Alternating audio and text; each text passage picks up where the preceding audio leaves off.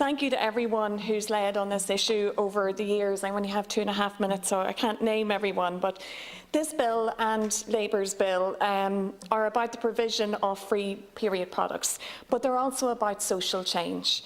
A country that won't accept the stigmatisation of menstruation, taboos around women's health or their bodies anymore. All bodies and what they do aren't something to be controlled or shamed, just accepted as natural and normal in all of our wonderful diversity and difference. Stigmatisation is a barrier to good health and gender equality, period.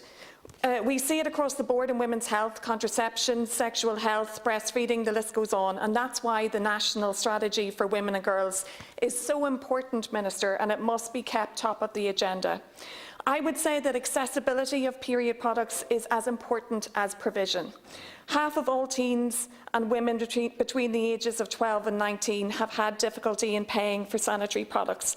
I'm glad the programme of government included a commitment to provide them in all publicly funded educational settings. But, like the bills and the report put forward, we can and should go further than this. Support for high-risk groups are a must: refugees, travellers, homeless, addiction services, refuges, Garda stations, hospitals, primary care centres.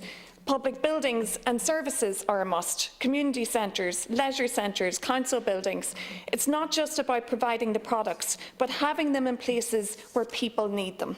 So I think the lack of accessible public infrastructure has to be called out as a potential issue. Public toilets in particular. The lack of public toilets in this country is appalling and is a barrier to good hygiene and health for all. In Dublin West, I'm aware of a public toilet in Blanchardstown Retail Park, and then in the shopping centres like SuperValue and Roselawn. And that's it, and it causes a huge amount of anxiety for people. There are excellent public toilets in St Catherine's Park, close to the playground, but the Phoenix Park has very limited toilets, and I get frequent phone calls about it. It's also something tourists in Dublin raise, and it needs to change.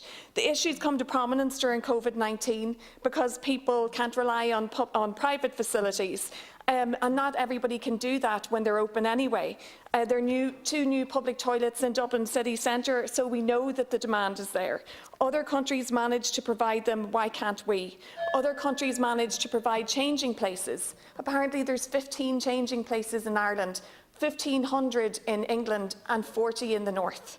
So our public spaces say a lot about who we are, who we accept, who we welcome, what we accept, what we prioritise. I'll just finish with this. So I would ask, I had lots more I wanted to say, but I'll finish with this. I would ask that as part of the actions of the report tomorrow, that a survey is conducted on existing public toilet infrastructure of learnings internationally and how we can empower and enable local authorities to install them where they're necessary.